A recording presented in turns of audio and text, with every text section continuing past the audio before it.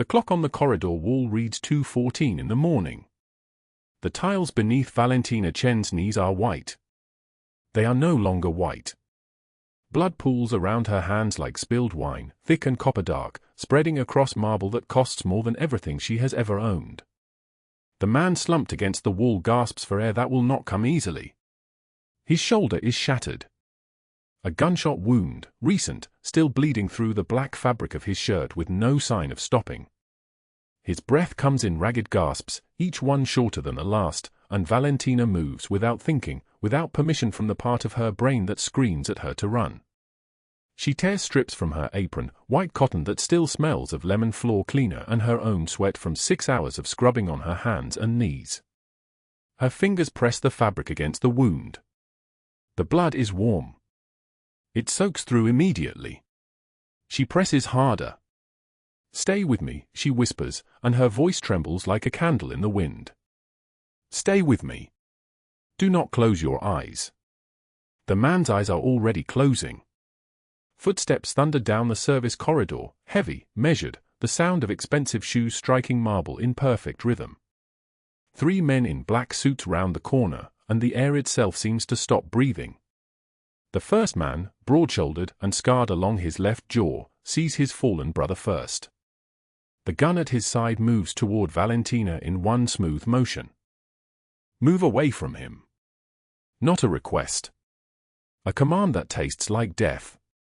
But Valentina does not move. She does not speak.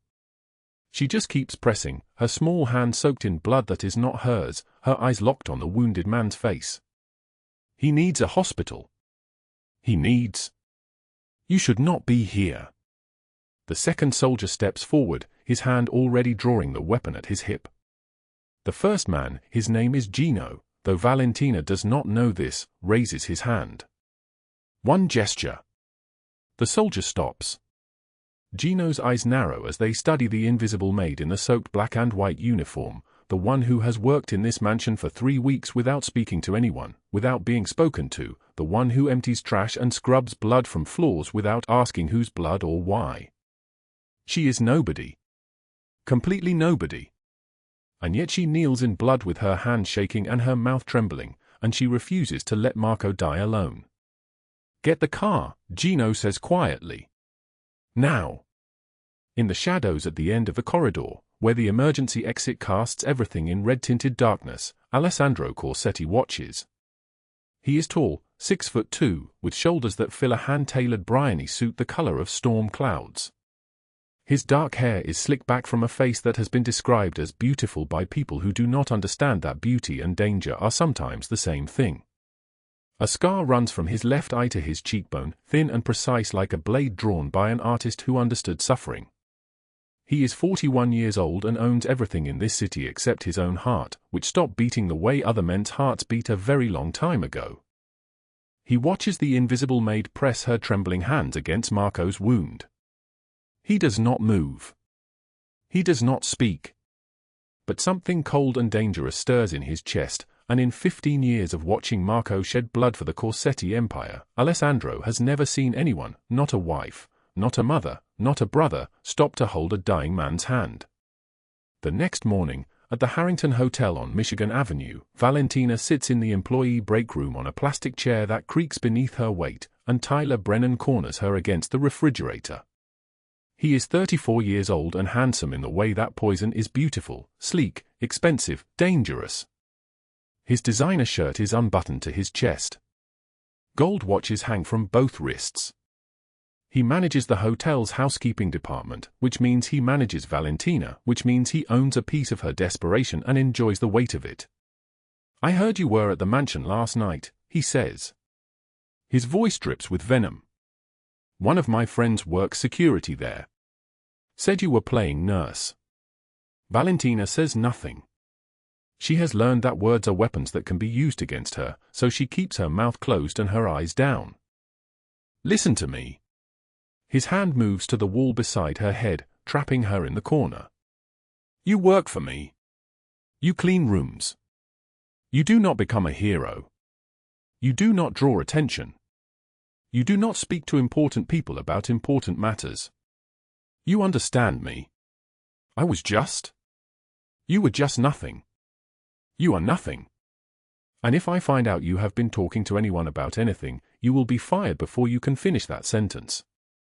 Your son Noah with his broken heart, the one who needs surgery in 2 weeks, he leans closer, and his breath smells like coffee and cruelty.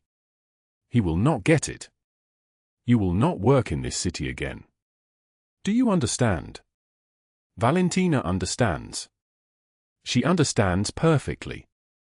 She has $17 in her pocket, 17. She has a foreclosure notice crumpled in the glove compartment of her broken-down sedan outside. She has 2 weeks before Noah's heart surgery is scheduled, and the hospital needs payment up front, and there is no more money anywhere, and this man knows it, and he is using it like a knife. I understand, she whispers. Good. He steps back, adjusts his shirt, and walks away. His footsteps echo down the hallway with absolute certainty. Valentina slides down the wall until she is sitting on the floor.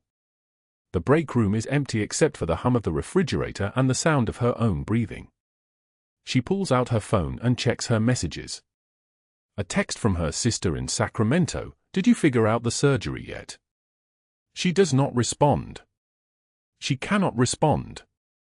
There is nothing to say except that the most powerful people in her life have decided her child's life is worth what they are willing to take from her, and that number is not enough. At Corsetti's mansion, in the private medical suite on the 3rd floor, Marco lies in a bed with white sheets and monitors that beep with the rhythm of a heart that nearly stopped. The bullet entered his shoulder and exited clean, but he lost a tremendous amount of blood in those first minutes. The doctor, privately employed, discreet, expensive, says that if the bleeding had continued for even 2 more minutes, Marco would have died. Marco knows who stopped the bleeding. Gino told him. One of Corsetti's most trusted lieutenants, a man who has been shot at, stabbed, poisoned, and poisoned again, was saved by an invisible maid who moved without hesitation when every instinct in her body should have screamed at her to run. Alessandro enters the room at exactly 10:13 in the morning. He wears a suit in charcoal grey. A Patek Philippe watch catches the light on his left wrist. His expression is completely unreadable, which means something inside him is burning. "The woman," he says. His voice is deep and solid like an oath. "The one who was in the corridor. I want to know everything." Gino has already compiled the file. Valentina Chen. 29 years old but looking decades older from exhaustion. Hired 3 weeks ago through the standard hiring process. Single mother. Son named Noah. Medical debt. Housing debt. Works double shifts everywhere she can find work. Never speaks. Never causes problems. Is so invisible that the household staff does not even acknowledge her presence. She risked her life for you, Alessandro says to Marco, but he is not really speaking to Marco. A stranger. A person beneath your notice. And she knelt in blood to keep you alive. I owe her a debt, Marco says quietly. No. Alessandro's eyes move to the window, where Chicago spreads out beneath them like a kingdom already conquered. I owe her a debt. And I always repay what I owe. The morning sun touches the city. Somewhere in an apartment on the south side, Noah Chen sits in his school uniform and counts the days on his fingers. 14 days until surgery. 14 days until his mother stops crying in the bathroom at night. 14 days until everything changes, or 14 days until everything ends, and at 7 years old, he is not sure which one is worse. Before we continue with what happens next, drop a like if this story is hitting you in the chest. Share it with someone who deserves to hear it. Subscribe to this channel so you do not miss what is coming tomorrow, because what happens in the next 24 hours will change everything. Every single thing. Now let us go back. Let us go back 3 weeks earlier to the night that started everything, to a rain-soaked Chicago highway where a broken car belonged to a broken woman, and a convoy of black SUVs was about to emerge from the storm. 3 weeks earlier, the rain fell like a curse on the Chicago I-90 highway. 11:43 at night. The kind of August darkness where humidity coats your skin like oil and the air tastes thick enough to choke on. Thunder rolled somewhere distant, a warning nobody heeded. Valentina Chen sat behind the steering wheel of her 2003 Honda sedan, her knuckles white against the plastic, and felt her heart break for the second time that week. The engine had sputtered twice, coughed once, then died completely. Just died. Like everything else in her life, like hope, like options, like the $43 in tips that Tyler Brennan had stolen from her apron pocket tonight while his fingers dug into her wrist hard enough to leave marks. She was 29 years old but looked decades older. Exhaustion had carved lines around her eyes. Her dark hair, pulled back in a bun so tight it gave her headaches, was still damp from her double shift at the Harrington Hotel. The black dress uniform clung to her ribs. She had not eaten since yesterday morning. A banana. That was it. One banana split between herself and Noah, her 7-year-old son waiting at home with a heart that did not work right, a heart that needed $200,000 in surgery within 14 days, and a mother who had exactly $17 in her checking account. $17. She reached for the glove compartment with shaking hands. The foreclosure notice was still there, crumpled, the edges soft from being handled too many times. Her apartment. Gone in 30 days. The bank did not care that she worked 2 jobs. The bank did not care that her son had a congenital heart defect. The bank only cared about numbers, and the numbers said she had failed. The rain drummed on the roof of the car like 1,000 accusatory fingers. Valentina rested her forehead against the steering wheel and did not cry. Her tears had dried up somewhere on a Greyhound bus 3 years ago when she left Noah's father. She had nothing left to give. Not even tears. That was when the headlights appeared through the downpour. 5 black SUVs emerged from the rain like predators materializing from fog. They moved as one unit, synchronized, military precision. The convoy slowed as it approached her broken car. Through the rain-streaked windshield, Valentina watched shadows move inside the vehicles. Doors opened. Men in dark suits stepped out into the storm, and even through the downpour, she could see the bulk of them. The way they carried themselves like violence was a language they spoke fluently. The one who emerged last from the lead vehicle was different. He was 6'3", broad-shouldered in a way that suggested generations of power running through his blood. His dark hair, slicked back from his forehead, was beginning to silver at the temples. But it was his eyes that stopped her breathing. They were the color of a winter sky, cold and penetrating, and they had seen things that most people spent their entire lives praying never to witness. A scar ran along his jawline from just below his left eye to his chin, a permanent reminder of violence survived. This was Alessandro Corsetti, though Valentina did not know it. She did not know that he controlled most of Chicago's North Shore. She did not know that his name was whispered in dark rooms by men who feared nothing else on earth. She did not know that his father had died screaming in a storage closet when Alessandro was 16 years old, or that the sound of those 3 gunshots had remade him into something harder than stone. She only knew that she should be afraid. Alessandro did not approach her car directly. He nodded once to a man standing near the passenger door, Gino, his enforcer, solid muscle wrapped in a $2,000 suit. Gino moved toward the vehicle with the careful steps of someone trained in mercy, though mercy was not his natural language. Valentina's window lowered. Cold rain sprayed across her face. "Your car is broken," Gino said. His voice was rough like asphalt. "We are going to help you." It was not a question. It was not an offer. It was a statement of fact delivered by a man for whom facts were law. I don't have money to pay." Valentina's voice came out barely a whisper, shattered like glass. She could not meet his eyes. She had learned long ago that powerful people did not like being looked at by people like her. "You do not need money," Gino said. He gestured to 2 other men. They approached the Honda with a tow hook, moving with efficient grace. "We are going to take your car to the garage on Madison. It will be fixed. You will be safe." The tow truck appeared from the rain like a ghost materializing from mist. Within 20 minutes, her car was secured to the hook. Gino opened her passenger door and tilted his head toward one of the black SUVs. The interior was warm, leather seats, the smell of expensive cigars and something darker underneath. Valentina slid into the back seat and tried to make herself smaller. Alessandro Corsetti sat directly in front of her, separated by the driver and the front seat. He did not turn around. He did not speak to her. But she felt his attention like a blade running down her spine. The SUV moved through the rain-soaked streets of Chicago. She watched the city pass through the tinted windows, empty streets, closed storefronts, the skeletal frames of buildings that had seen better decades. This was not the Chicago of magazine covers. This was the Chicago where people like her lived, where dreams went to die in studio apartments and double shifts. 35 minutes later, the convoy pulled into a 24-hour garage near the industrial district.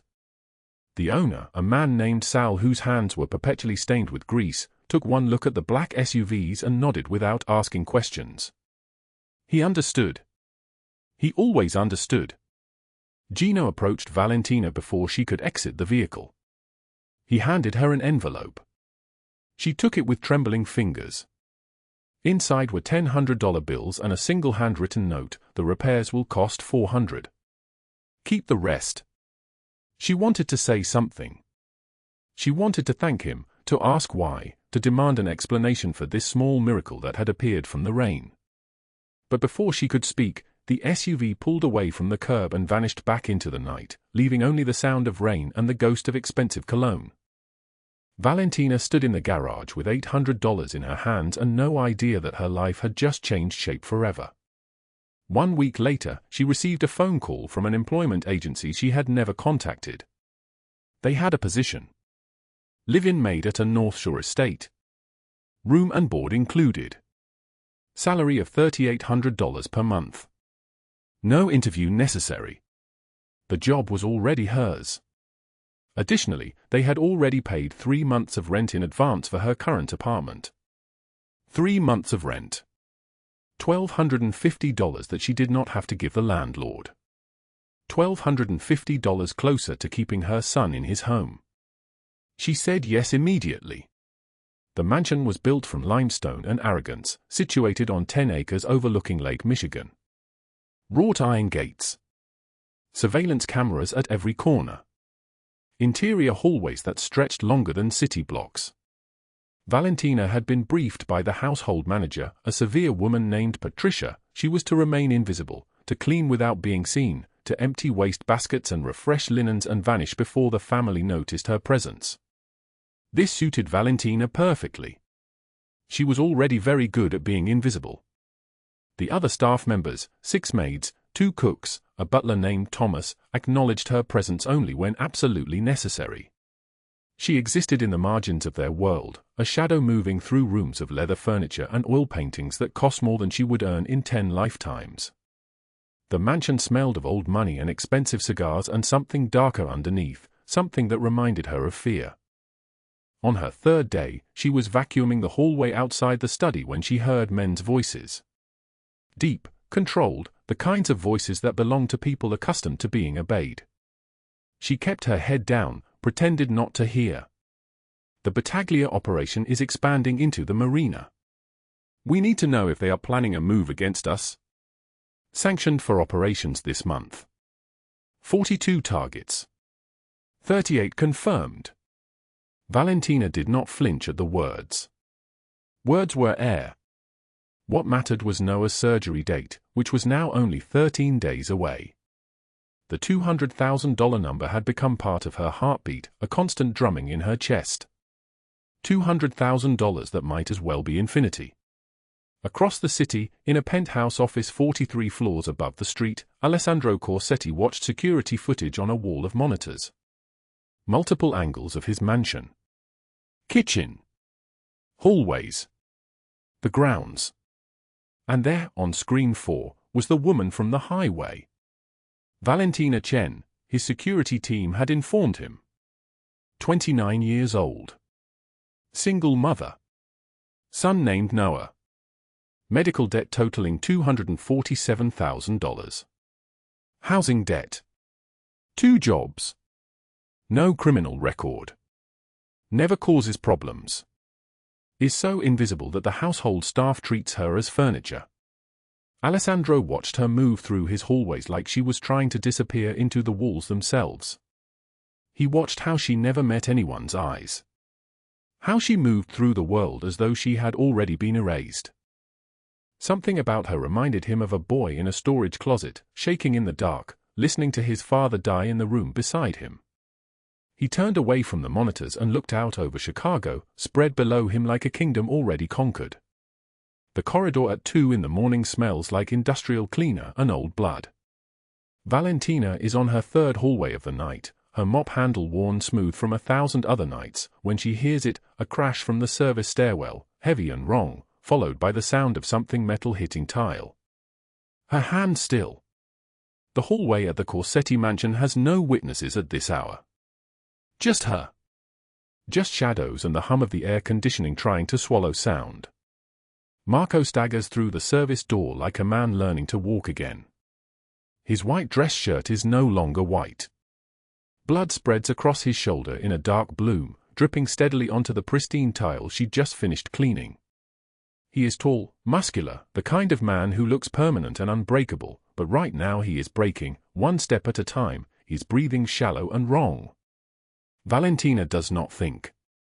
Her mother was an emergency room nurse before the overdose took her when Valentina was 19. Before that, her mother had taught her the language of crisis, the language of staying calm while chaos screams. She drops the mop handle and moves toward him. Sit, she says, her voice steady in a way her hands are not. Right here. On the floor. Marco's eyes are glassy, confused. You should run. If they find you here helping me, they will. But she is already tearing strips from her apron, her fingers working with precision that surprises her. She has not used this knowledge in 10 years.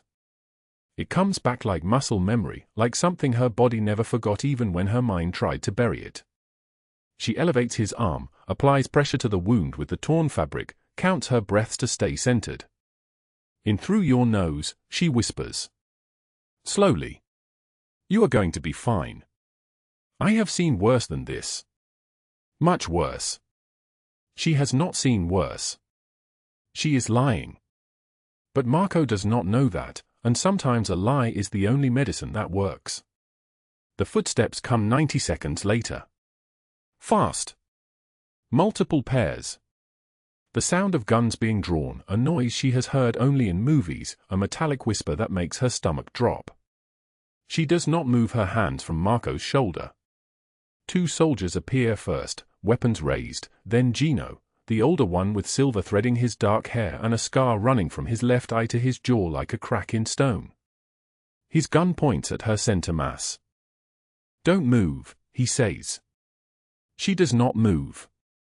Radio the boss, Gino says to the soldier beside him, never taking his eyes off her. Tell him you need to see this. The silence stretches like pulled taffy. Valentina can hear her own heartbeat, can hear the blood dripping from Marco's shoulder onto the tile, can hear the fluorescent lights humming above them. She keeps her hands exactly where they are. Pressure. Elevation. Focus. Alessandro Corsetti emerges from the shadows like he has been there all along, like he was waiting in the darkness and she simply could not see him. He is tall, broad-shouldered, wearing a black shirt open at the throat that costs more than her monthly rent. There is a scar along his collarbone, and his eyes are the color of a storm that has not broken yet. He studies her face for exactly 3 seconds, no fear in her expression, only concentration, only the mechanics of survival. He does not speak to her. He never does. Get Marco to the doctor, he says to Gino. Make sure she gets home safely. Valentina looks up and their eyes meet for precisely that long, 3 seconds, no more, and something moves between them in the space where words have not been invented. Recognition. The knowing look of people who have both been broken by circumstance and chosen to survive anyway. Then hands are on her arms, gentle but firm, pulling her upright, and she is being guided toward the service exit while Marco is being lifted onto a stretcher that appeared from nowhere. Before she is escorted out into the November night, a soldier she does not recognize presses $500 into her palm. Cash. Real money. More money than she has held in one hand in 3 years. For your discretion, he says. She takes it because Noah's medication costs $400 a week, and she has been rationing it, cutting pills in half, hoping the half dose will be enough to keep his small heart beating steady. She takes it because refusing would draw attention, and attention is a luxury she cannot afford. What Valentina does not know is that Tyler Brennan had been photographing the mansion for 3 weeks. What she does not know is that he has been building a file, collecting images, planning extortion the way other men plan retirement. What she does not know is that her face appears in 6 of his photographs, and that Alessandro Corsetti's security team will find those photographs before the sun rises. The next morning comes hard and fast. 6:47 a.m. The Harrington Hotel kitchen is a symphony of chaos, dishwashers roaring, line cooks shouting orders, the smell of butter and coffee and industrial grease thick enough to chew. Valentina is supposed to clock in at 7, but Tyler finds her at 6:50 before she can even tie her apron. He corners her by the industrial dishwasher, his body blocking her path to the prep counter. Tyler Brennan is 34, thin-haired, his remaining hair slicked back with something that makes it gleam under the fluorescent lights. He wears cheap cologne that cannot hide the cigarette smoke underneath, and he always stands too close, always finds reasons to touch her arm or her shoulder or her back. This morning he shoves his phone into her face. "You working for the Corsettis now?" His voice is excited, predatory. "That's interesting. Real interesting. I wonder what the health department would think about a maid working 2 jobs, handling food here after cleaning God knows what there. That's a liability, Valentina. That's a problem." The photographs on his phone are grainy but clear enough. Her entering through the service gate of the mansion. Her leaving at noon. 6 different angles. 6 different days. Her mouth goes dry. "I need both jobs. Please, Tyler. Please." He grins. It is the grin of someone who has found power in a place where he had none before. He grabs her wrist, and his grip is harder than necessary, the kind of grip that leaves marks. "Then you work every shift I tell you. And those tips? All mine. Every dollar. You report me, I report you. See who loses more. A guy harassing a girl, or a girl working illegally, spreading contamination between 2 jobs. See who the cops believe." Valentina feels tears threatening. She pulls them back because this is not the place to break. The line cook, Marcus, is watching from the griddle, but his eyes slide away when she looks at him. "No help there. No help anywhere." "Okay," she whispers. "Okay. Good girl," Tyler says, and he releases her wrist only to pat her cheek in a way that makes her skin crawl. He walks away, already texting someone, already victorious. The rest of her shift is a blur of pain and numbness. She works a double, as she always does, and by 3 in the afternoon she has earned $147 in tips that Tyler will take every penny of. Her wrist throbs where he grabbed her. The skin is already darkening into a bruise. At 3:45 p.m., Margaret Harrington summons her to the 20th floor. The office overlooks Lake Michigan, all glass and money and space that breathes easily. Margaret Harrington is 62, her white hair severe in a bun pulled so tight it seems to hurt, her suit designer, her pearls worth more than 3 months of Valentina's salary. She does not look up from her paperwork when Valentina enters. "Tyler tells me you have been unreliable," Margaret says. "Unauthorized breaks. Letting standards slip. Taking on side work that might compromise your focus here." Valentina's heart rate spikes. "Mrs. Harrington, that is not true.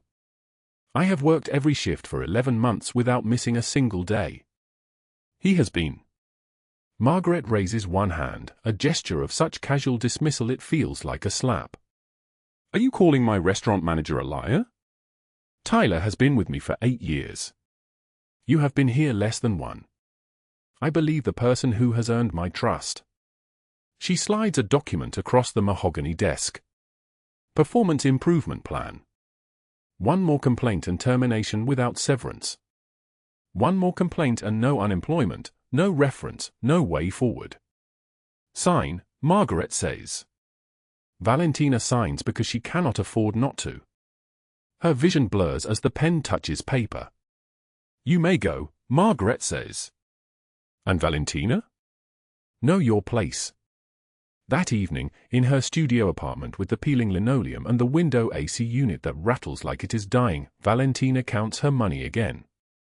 $17 in cash. -$43 in her checking account. Credit cards maxed at $23,000. Noah sleeps in the corner, 7 years old, his dark hair like his father's, his lips slightly blue from his heart condition despite the medication she can barely afford. The foreclosure notice sits on the kitchen table now instead of hidden in the glove compartment. Final notice. 9 days to vacate. Her surgery deadline stares at her from a stack of hospital bills. 11 days. $200,000. That number has become a living thing inside her chest, a weight that presses down with every breath. She does not cry because Noah might wake up. At the Corsetti mansion, in the study with its dark wood paneling and wall of books that have been read and marked with marginalia, Alessandro Corsetti reviews a file compiled in 6 hours. Valentina Chen. 29 years old. Former nursing student, dropped out when her son was born with complications. Works 3 jobs. Medical debt totaling $247,000. Housing debt. No criminal record. No traffic violations. A woman so careful, so invisible, she barely registers as existing. Marco stands before his desk, arm in a sling, alive because of her. She saved my life, Marco says. Knew exactly what to do. Bleeding out, and she did not panic. Did not run. Did not ask for anything in return. Alessandro reads the surgical details. 2 weeks. 200,000. No insurance. He reads about Tyler Brennan's harassment. He reads about Margaret Harrington's cruelty, documented in employee reviews from years past. Women who quit because they could not survive her. Women who disappeared into smaller and smaller lives because someone with power had decided they belonged there. His jaw tightens. When Gino enters 10 minutes later, Alessandro's voice is soft, which is how Gino knows someone is about to suffer. Watch her, Alessandro says. Make sure she is safe. I want to know everyone who touches her life. Gino hesitates. Boss, this is not like you. You do not get involved in anyone's personal. My father used to say the measure of a man is what he does when no one is watching, Alessandro interrupts. His eyes are distant, somewhere in the past. She had every reason to walk past Marco and save herself. She did not. That means something. 3 days pass in a blur of cruelty. Tyler escalates, assigns Valentina the worst sections, makes her clean the grease traps with her hands, docks her pay for infractions that never happened.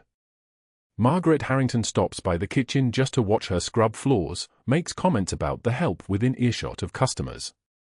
The humiliation is systematic, calculated, designed to make Valentina smaller and smaller until she disappears completely. On the 3rd night, at 11:43 p.m., she finds an envelope under her car's windshield wiper. No note. No signature. $5,000 cash inside. She stares at it for 10 minutes, her hand shaking so badly she can barely hold the bills. Every instinct tells her to return it, to ask who sent it, to refuse this kindness from a stranger. But her son's medication costs $400 a week, and she has been cutting pills in half, hoping half doses will be enough. She has been listening to Noah's small breathing at night, terrified that one of these mornings he will not wake up. She drives straight to Children's Memorial Hospital and makes a partial payment on the surgery.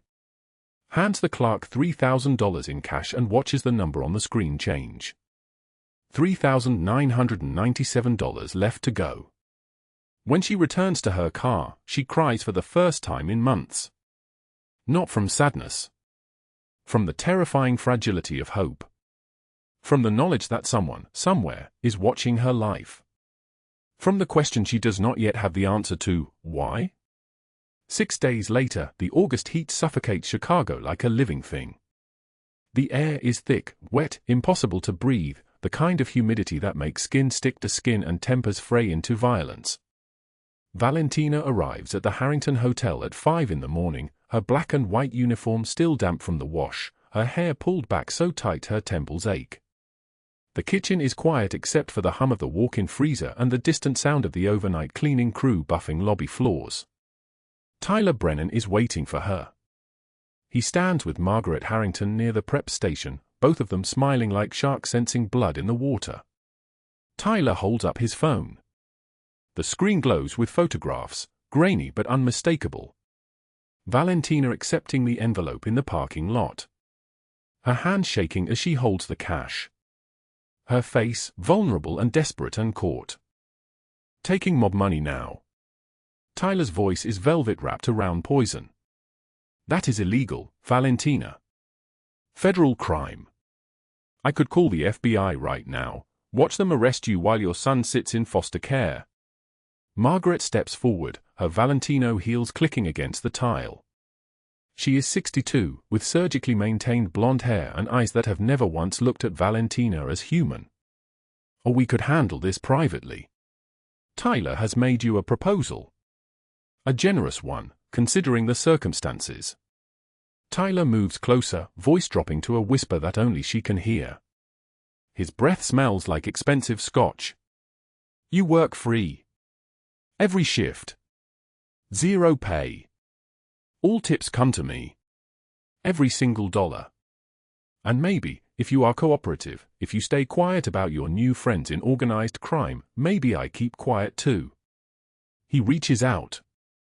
His hand touches her hair.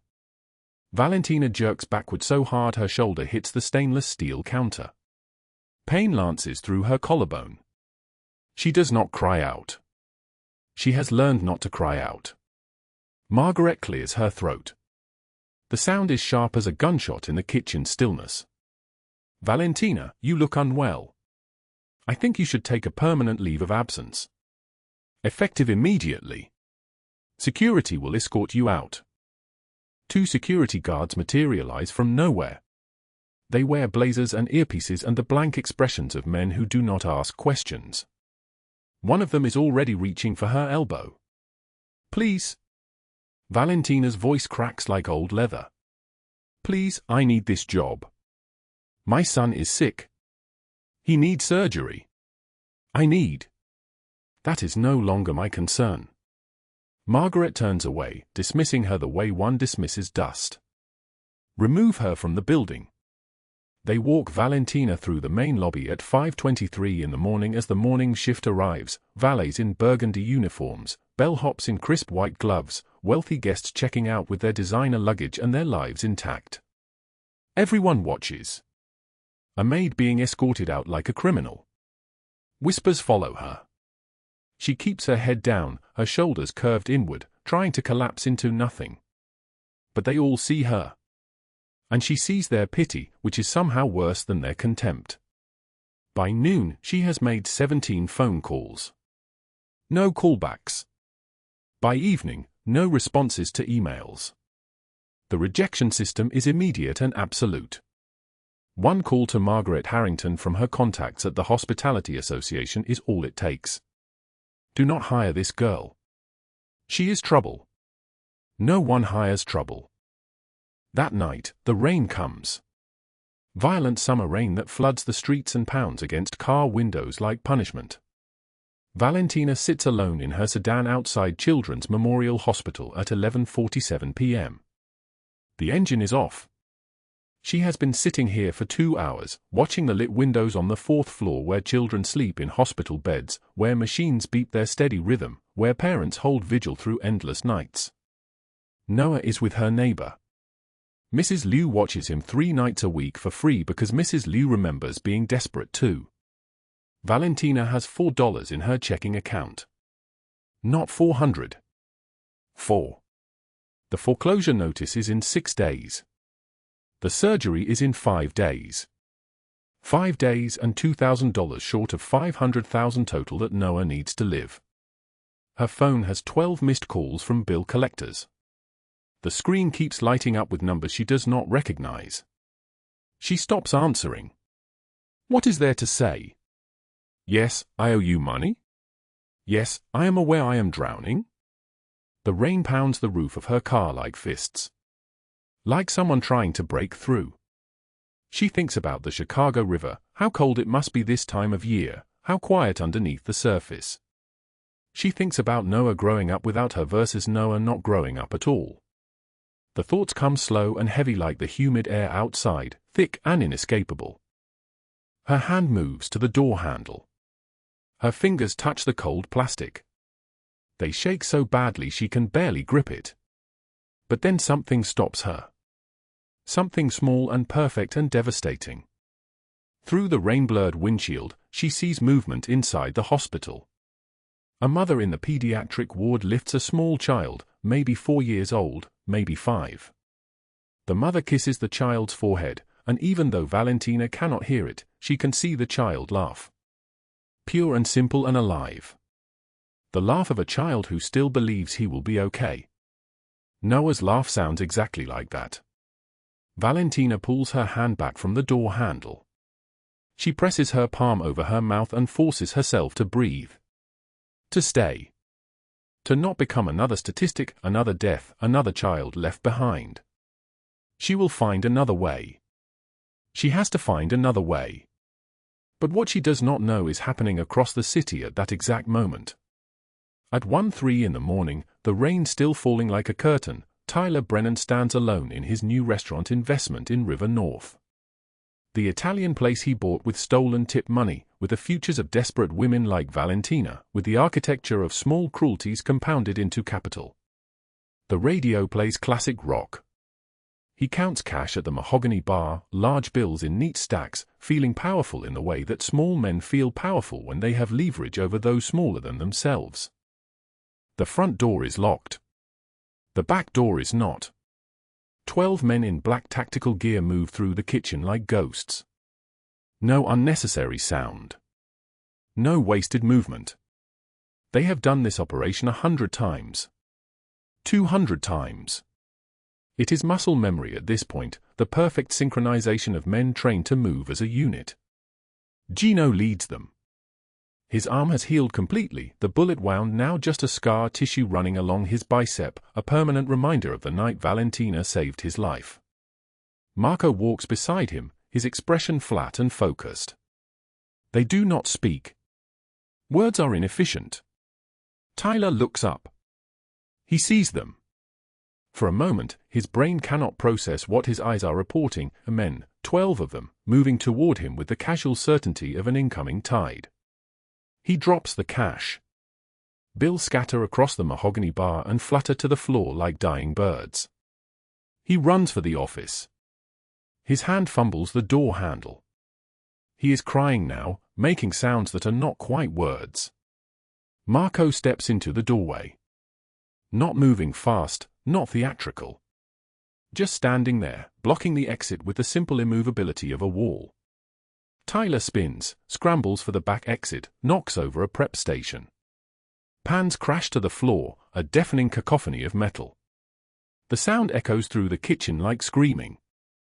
2 soldiers stand at the back door. His apologies mean nothing. They echo off the stainless steel and disappear into the restaurant's fluorescent-lit darkness. He is put into a van. Doors close.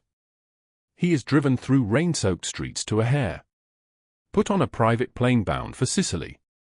Handed over to the Battaglia family, the same family that murdered Alessandro's father 20 years ago when Alessandro was barely 16 years old, forcing him to watch from hiding, teaching him that mercy is a luxury reserved for people who have already won.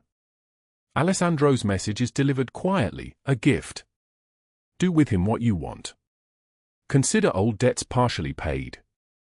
Tyler Brennan disappears into the Sicilian night, screaming until his voice breaks, screaming until there is nothing left but sound, never seen again in Chicago, never heard from again in any place that matters. Meanwhile, at 8:14 in the morning, Margaret Harrington sits in her penthouse office on the 60th floor of a building that bears her name. Bone china coffee cup. Wall Street Journal.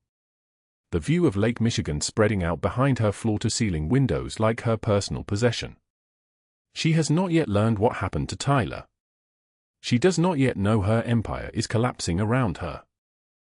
Her assistant bursts through the office door without knocking. Unprecedented. Against protocol. Against everything that maintains the hierarchy of her world. Mrs. Harrington, the FBI is downstairs. They have a warrant. They are. She does not get to finish her sentence. 6 federal agents enter, badges raised like weapons.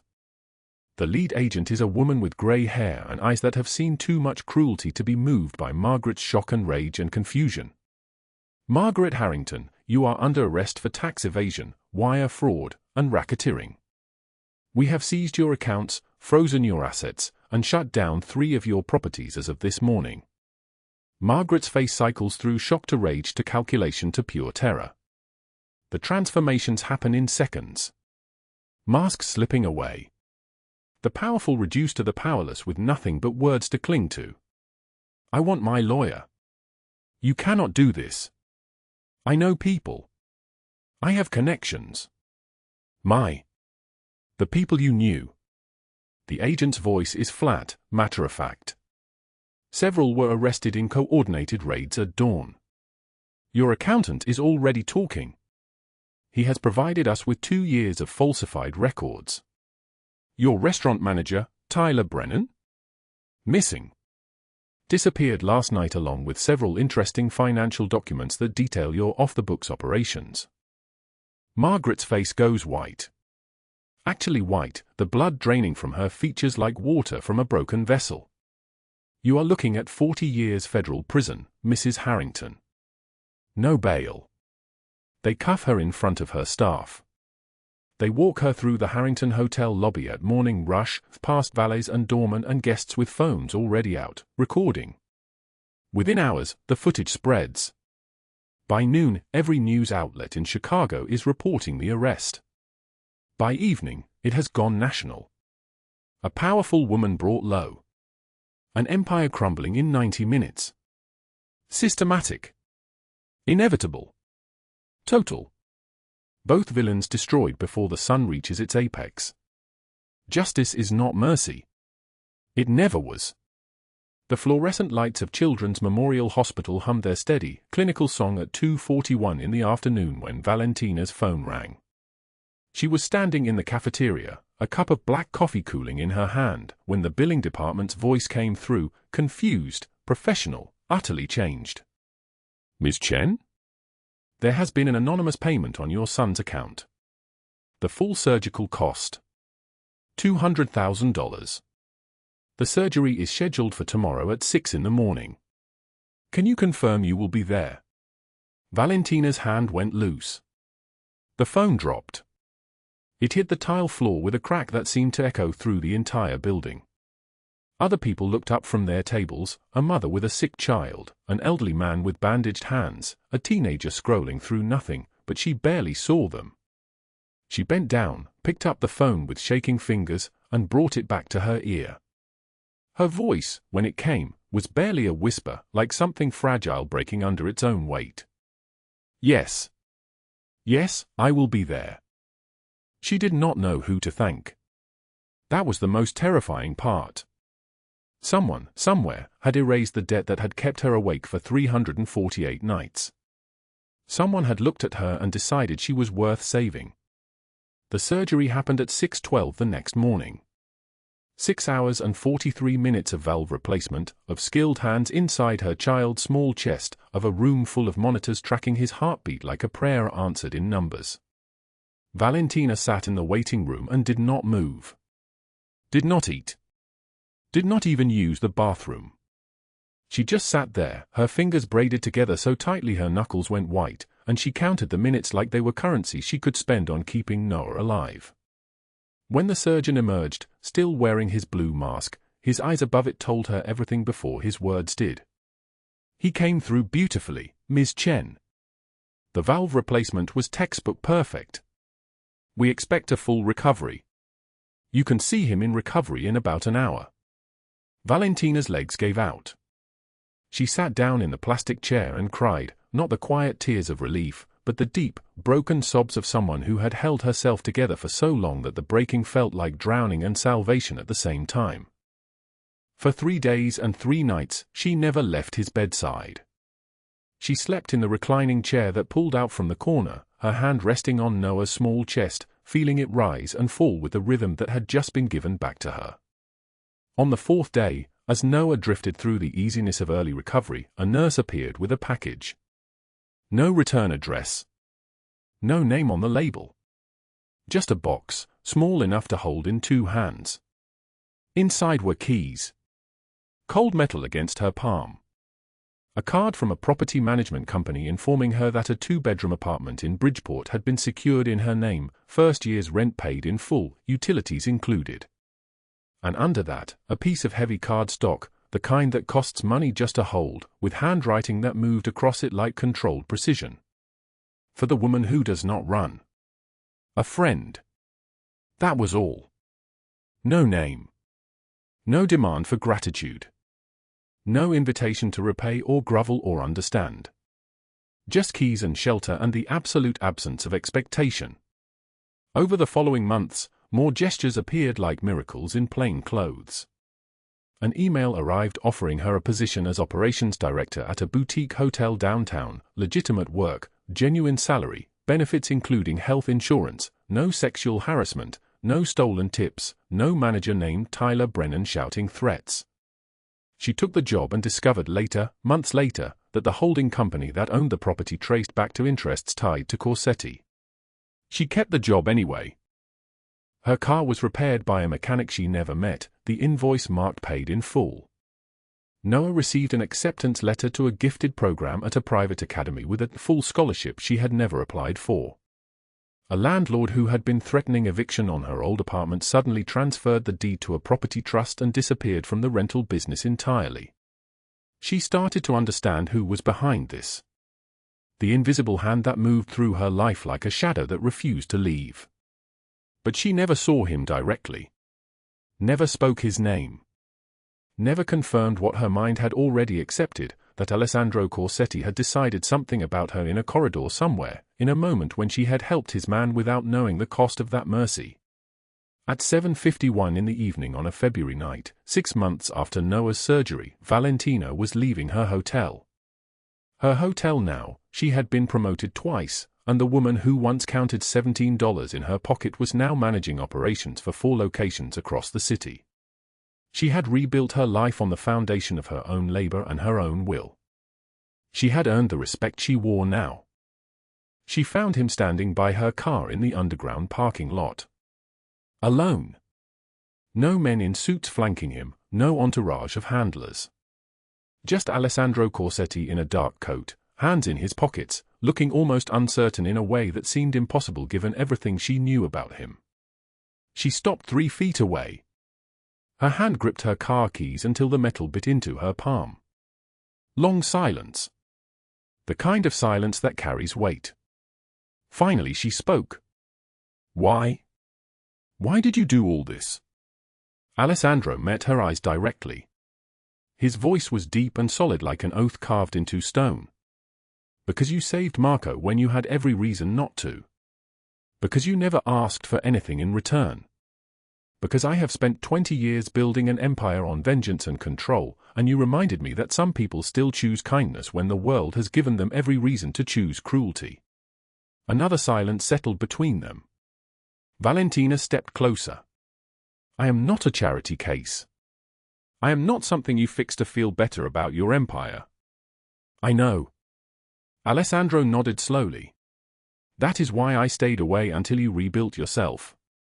You did not need saving. You needed time and resources to become who you always were. She studied his face then. Really studied it. The scar running from eye to cheekbone like a blade's mark. The old pain living in the set of his jaw.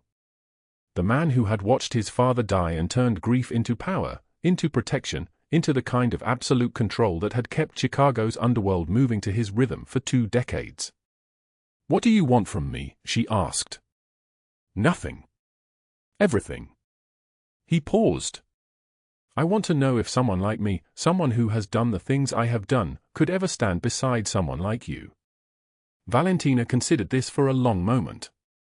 The fluorescent parking lot lights hummed overhead, casting everything in a harsh clarity. She thought about her son sleeping safely in an apartment with walls that were not crumbling. She thought about the foreclosure notice that had once lived in her glove compartment, now incinerated into nothing. She thought about the woman she had been 300 days ago, invisible, desperate, counting coins like they were prayers.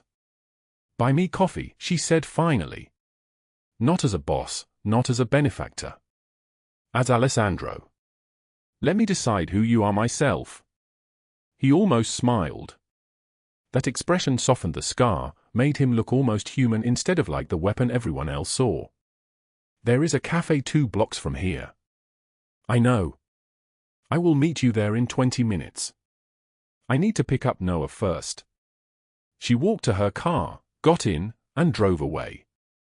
In her mirror, she watched him standing alone in that parking lot, a powerful man reduced to waiting, to hoping, to the fundamental uncertainty of not knowing if the person you chose would choose you in return. For the first time in 2 decades, Alessandro Corsetti felt something other than the cold machinery of empire moving through his chest. He felt something that looked almost like possibility. How did this story make you feel? Please leave a comment below and share what is in your heart. If you enjoyed this, hit that like button and subscribe so you do not miss what is coming tomorrow. Share this with someone who needs to hear it.